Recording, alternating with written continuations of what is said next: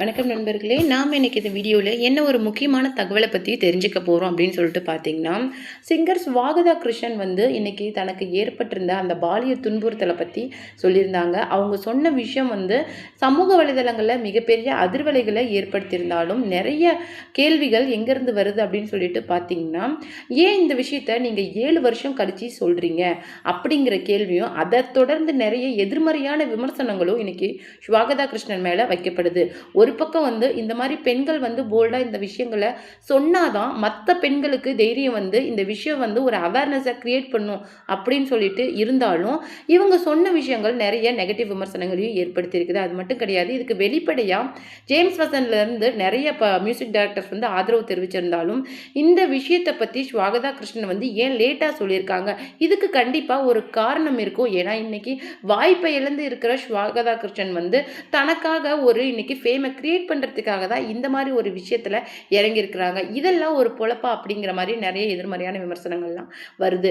அதற்கு கண்டனம் தெரிவித்து ஜேம்ஸ் வசன்லேருந்து சின்மை மேம்ல இருந்து நிறைய மியூசிக் டைரக்டர்ஸ் வந்து இந்த விஷயத்துக்கு கண்டனம் தெரிவித்து பேசியிருக்காங்க. அது என்ன அப்படிங்கிறத பற்றி தான் நாம் இந்த வீடியோவில் டீட்டெயிலாக பார்க்க போகிறோம். வீடியோக்குள்ளே போகிறதுக்கு முன்னாடி நீங்கள் நம்ம சேனலுக்கு புதியவராக இருந்தால் மறக்காமல் நம்ம சிபி ட்ரெண்டிங்கை சப்ஸ்கிரைப் பண்ணி ஃபாலோ பண்ணிக்கோங்க. வாங்க வீடியோக்குள்ளே போகலாம். சிங்கர் ஸ்வாகதா கிருஷ்ணன் வந்து ரீசெண்டாக ஒரு மியூசிக் டைரக்டரால் தனக்கு பாலியல் துன்புறுத்தல் ஏற்பட்டிருந்தது அப்படிங்கிறத பற்றி சொல்லியிருக்காங்க. அந்த விஷயத்த தன்னால் மறக்க முடியல அப்படின்னு சொல்லிட்டோம். அதனால தான் அவங்க இங்கேருந்து ரிஷிகேஷுக்கு குடியேறி கிட்டத்தட்ட அந்த அந்த இடங்கள்லாம், அவங்க தொட்ட இடங்கள்லாம் பிளாஸ்டிக் சர்ஜரி பண்ணி மாற்றிருக்காங்களாம். அந்த அளவுக்கு அது அருவருப்பாகவும் துன்புறுத்தல் கொடுக்குற மாதிரியும் அவங்களுடைய உடலுக்கு மட்டும் கிடையாது, மனசுக்குமே இருந்திருக்குதா. ரொம்பவும் அருவருப்பாகவும் ஒரு குற்ற உணர்ச்சியோடையும் அவங்க ஃபீல் பண்ணியிருந்தாங்களாம். அந்த டிப்ரெஷன், அந்த ஒரு மோசமான மனநிலை, அதை ஒரு கனவு மாதிரி நினச்சி மறக்க நான் ரொம்பவும் கஷ்டப்பட்டேன் அப்படின்னு சொல்லிட்டு அவங்க வருத்தமாக தெரிவிச்சிருந்த அந்த எமோஷ்னலான வீடியோங்கிறது பெரிய பரபரப்பை ஏற்படுத்தியிருந்தது. ஆக்சுவலாக இந்த மாதிரி மீட்டூவில் சிக்கியிருந்த நிறைய நடிகைகள் வந்து தனக்கும் இந்த மாதிரி விஷயங்கள் நேர்ந்திருக்கு அப்படிங்கிறதையும் கிட்டத்தட்ட ஒரு 10 இயர்ஸ் பேக் நானும் ஆரம்பத்தில் ஃபீல்டுக்கு வரும்போது இந்த மாதிரி விஷயங்களை கடந்து தான் வந்திருக்கிறேன் சர்வ் பண்ணுற போது அப்படிங்கிற மாதிரி நிறைய விஷயங்களை சொல்லியிருந்தாங்க. First of all Chinmayi ma'am வந்து வைரமுத்து சார் மேலே வச்சிருந்த அந்த அலிகேஷன் அப்படிங்கிறது மிகப்பெரிய அளவுக்கு பேசப்பட்டுச்சு. அதுக்கப்புறமேல் சின்மை மேமை மேக்ஸிமம் வந்து இண்டஸ்ட்ரியிலேருந்தே பேன் பண்ணி வச்சுருந்தாங்க. இதை பிரேக் பண்ணுற விதமாக தான் லோகேஷ் கனகராஜ் சார் வந்து சின்மை மேமை வந்து மறுபடியும் பாடுறதுக்கு வாய்ப்பை தன்னுடைய படத்தில் கொடுத்துருந்தாங்க.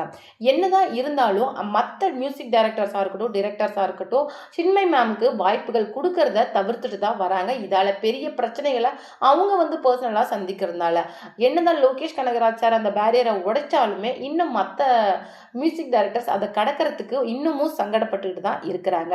இந்த வகையில் ஸ்வாகதா கிருஷ்ணன் வந்து தனக்கு நேர்ந்த இந்த விஷயங்களை சொல்லும் போது இது எல்லாருக்குமே ஒரு பெரிய ஒரு அச்சுறுத்தலையே ஏற்பட்டிருக்கு. ஏன்னா இப்போ வந்து நிறைய சூப்பர் சிங்கராக இருக்கட்டும், ஜீ தமிழ் சரிகமப்பா இருக்கட்டும், நிறைய யங் கண்டஸ்டன்ஸ் வந்து அங்கேருந்து இங்கே வந்துட்டு இருக்கிறாங்க. அப்படி வர பட்சத்தில் அவங்க எல்லாருமே ஆரம்பத்தில் இந்த விஷயங்களை கண்டிப்பாக சஃபர் பண்ணுவாங்க. அப்படி பண்ணக்கூடாது அப்படிங்கிறதுக்காக தான் நான் இந்த விஷயத்த சொல்கிறேன். இந்த இந்த விஷயத்தை நான் சொல்கிறதுனால ஒருத்தர் இல்லை 2 பேருக்காவது ஒரு அவேர்னஸ் கிரியேட் ஆகும்.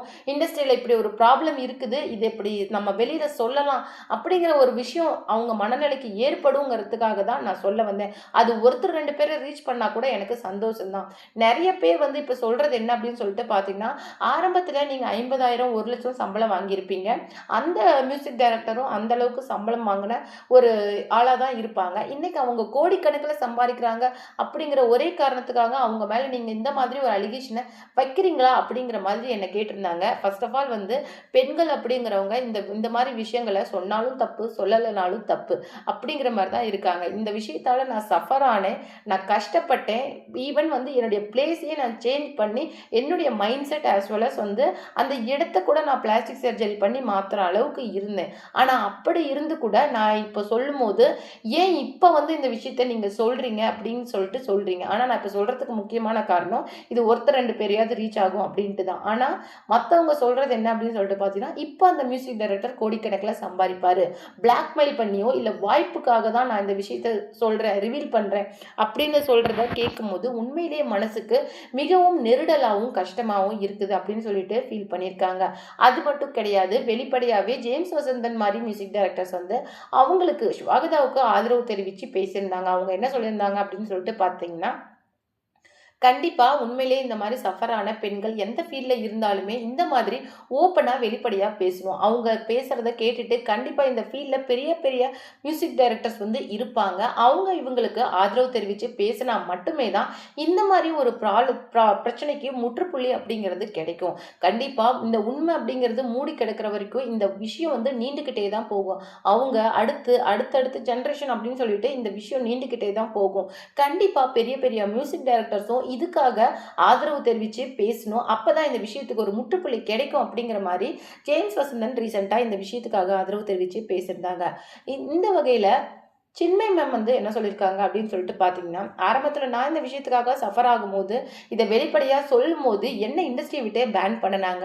அண்ட் என்னுடைய பேரில் நிறைய அலிகேஷனை வச்சாங்க. ஏன்னா அப்போ வைரமுத்து சார் வந்து ஒரு பெரிய லெஜெண்டாக இருந்தார். ஏன் நீங்கள் அவ்வளோ பெரிய ஒரு மனுஷன் மேலே நீங்கள் இந்த மாதிரி ஒரு குற்றச்சாட்டை வச்சு நீங்கள் என்ன சாதிக்க போகிறீங்க, இது ரொம்ப தப்புங்கிற மாதிரி மொத்த இண்டஸ்ட்ரியும் என்ன கார்னர் பண்ண ட்ரை பண்ணாங்க. இதே விஷயத்தை தான் இன்னைக்கு ஸ்வாகதா சொல்கிறாங்க. எந்த ஒரு பொண்ணுமே தனக்கு பிடிக்கலை அப்படிங்கிற விஷயத்த ஓப்பனாக சொல்ற அளவுக்கு இந்த சொசைட்டி ஏன் அவங்களுக்கு இடம் கொடுக்க மாட்டேங்குது அப்படின்னு சொல்லிட்டு எனக்கு தெரியல. ஒரு பொண்ணு எந்த அளவுக்கு கஷ்டப்பட்டிருந்தா, அருவருப்பா ஃபீல் பண்ணியிருந்தா, கில்ட்டா ஃபீல் பண்ணியிருந்தா இந்த விஷயத்தை இன்னைக்கு சொசைட்டி முன்னாடி வந்து சொல்லுவா.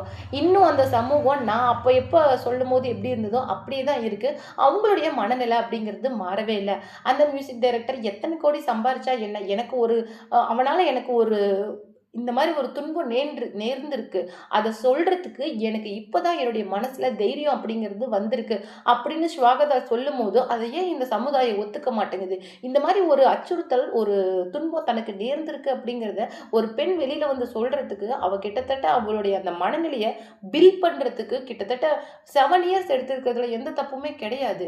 அதை வந்து ஏன் புரிஞ்சுக்க மாட்டேங்கிறீங்க? இப்ப நீங்க சொல்ற விஷயம் இப்படிப்பட்ட மனிதர்கள் மத்தியில தான் நாம வாழ்றோம்னு நினைக்கும் போது, அதுவே வந்து என்னுடைய மனசுக்கு அவ்வளவு கஷ்டமாவும், நெருடலாவும் இருக்குது அப்படின்னு சொல்லிட்டு, சின்மய் வந்து ஸ்வாகதாவோட விஷயத்துக்கு இப்படி ஓப்பனா ஆதரவு தெரிவிச்சிருக்கிறாங்க. இத பத்தி நீங்க என்ன நினைக்கிறீங்க? அப்படிங்கிற உங்களுடைய கருத்துக்களை மறக்காம நம்மளுடைய கமெண்ட் பாக்ஸ்ல தெரிவிங்க. இப்போ 2026 எலெக்ஷனோட ரிசல்ட் அப்படிங்கிறது அனௌன்ஸ் ஆயிடுச்சு. 107 இடங்களோட கிட்டத்தட்ட தாவேக்கா வந்து முன்னிலை வகிச்சுட்டு வராங்க. இன்னும் 2 வாரம் வந்து டைம் கேட்டிருக்காங்க. ஆளுநர்கிட்ட பெரும்பான்மையை நிரூபிக்கிறதா. இந்த வகையில் பார்க்கும்போது எந்த மாதிரி ஒரு அந்த 10 சீட்டை வந்து கேதர் பண்ணி தாவேக்கா வந்து தன்னுடைய பெரும்பான்மையை நிரூபிக்க போகிறாங்க அப்படிங்கிறது இன்னும் எல்லாருக்குமே இந்த 2 வாரமும் ஒரு பெரிய சஸ்பென்ஸாக தான் இருக்கும். அந்த வகையில் 2026 எலெக்ஷனில் 34.9% வாக்குகள், அதாவது 1,70,00,000 வாக்குகள் பெற்று தாவேக்கா ஒரு புதிய பிரம்மாண்ட சாதனையை படைச்சிருக்கே அப்படின்னே சொல்லலாம். நீங்கள் டிவி கேக்கு ஓட் பண்ணியிருந்தீங்களா? மறக்காமல் உங்களுடைய கருத்துக்களை நம்மளுடைய கமெண்ட் பாக்ஸில் கொடுத்துருங்க.